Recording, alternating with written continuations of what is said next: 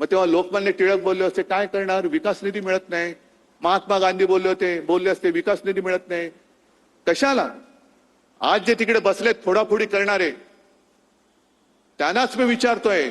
अटलजी तर गेले, अडवाणी साहेब आज त्यांना तुम्ही अडगळीत टाकले. काँग्रेसशी लढत असताना यांना तरी विकास निधी चणचण भासली नाही ती.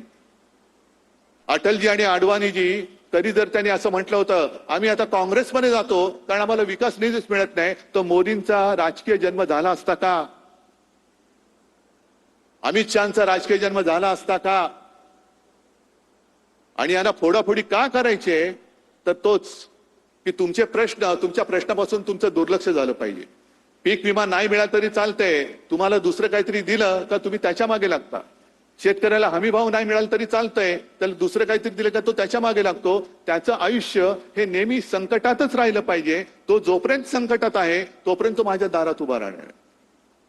ही परिस्थिती आता बदलायला पाहिजे.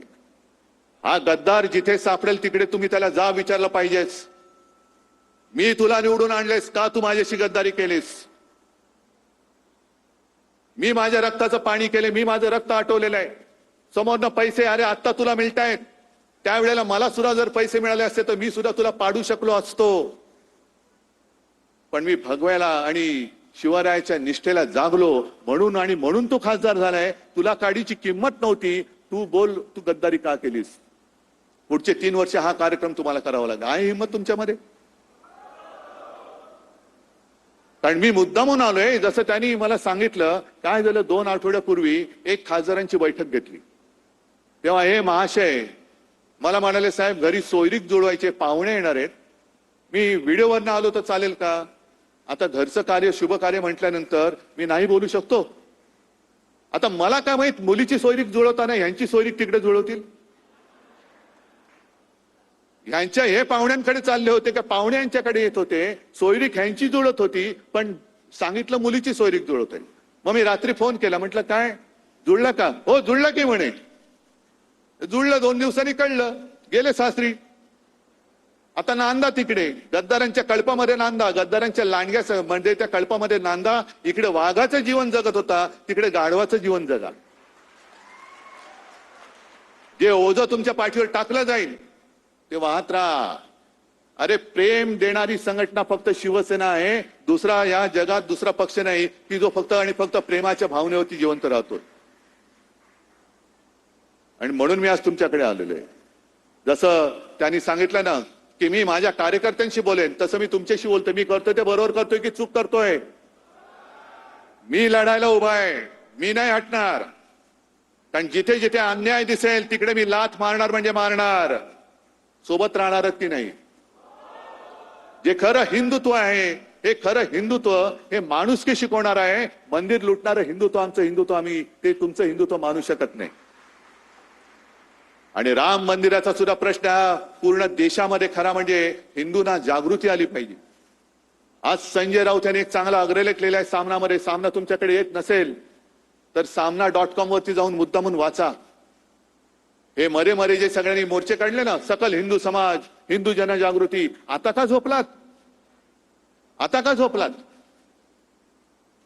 आम्हाला आता भाजपा मुक्त राम पाहिजे आणि त्याच्यासाठी शिवसेना लवकर आंदोलनाला सुरुवात करणार आहे. भाजप मुक्त राम.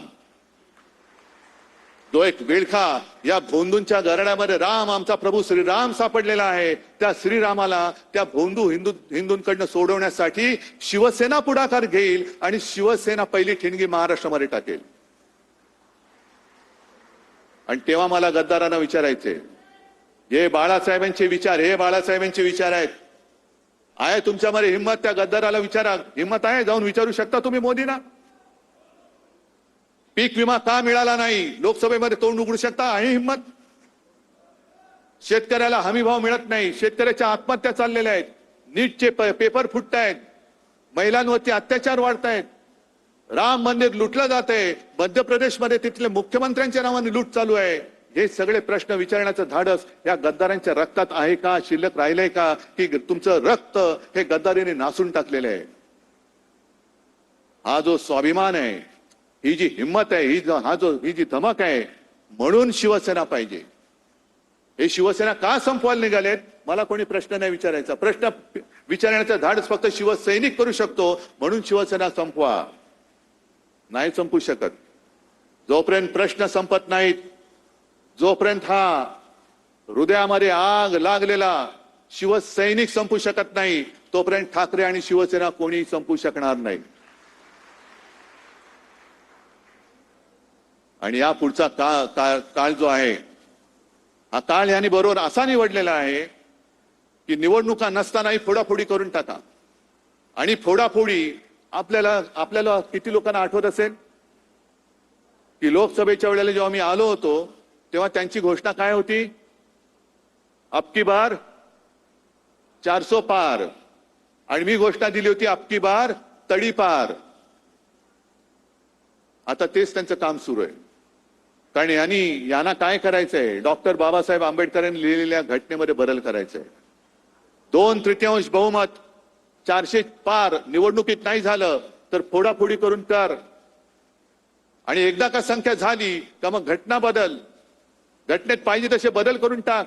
समोर आहे कोण विचारायला? कारण सगळेच फोडलेले आहेत, सगळेच त्यांनी पक्षात घेतलेले आहेत. ही सगळी गुलामगिरीची राजवट आणि हुकुमशाहीची राजवट ही रोखण्यासाठी बाकी देश उठेल तेव्हा उठेल, पेटेल तेव्हा पेटेल, पण निदान साधू संतांची परंपरा लाभलेला, उगाच आपण बोलत नाही शाहू फुले आंबेडकर, छत्रपती शिवाजी महाराज, तो परंपरेला लाभलेला महाराष्ट्र हा जागा राहणार आहे की नाही आणि त्यांच्या समोर उभारून त्यांना प्रश्न विचारणार आहे की नाही, हा प्रश्न मी तुम्हाला विचारतोय. हे काम एवढं सोपं नाहीये. नुसतं गद्दार झाला म्हणून त्याला 4 शिव्या दिल्या नाही. त्यांनी गद्दारी का केली? तर तुमचं स्वातंत्र्य हिरावून घेण्यासाठी तो त्या गद्दारांच्या कळपात सामील झालेला आहे. तुमचं स्वातंत्र्य तुम्ही कोणाला याचं हिरावून देणार आहात? मग आजपासून कामाला लागला पाहिजे पुढचा खासदार हा पुन्हा एकदा आपल्या भगव्याचा कट्टर शिवसेना एकच. गद्दार सेना म्हणजे शिवसेना नाही.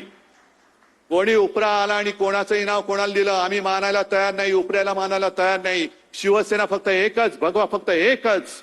आणि त्या भगव्याचा शिवसेनेचाच खासदार 2 वर्षांनी 3 वर्षांनी, कारण हिंमत तर होणार नाही राजीनामा देण्याची, जेव्हा केव्हा निवडणूक होईल तेव्हा परत आपला खासदार निवडून आणण्यासाठी आजपासून तयारीला लागा. आहे तयारी? जरा जोरात सांगताय? नाही, एवढा जोर आला पाहिजे की छप्पर उडाला पाहिजे, दिल्लीपर्यंत पोहोचला पाहिजे हा आवाज. बोला एकदा.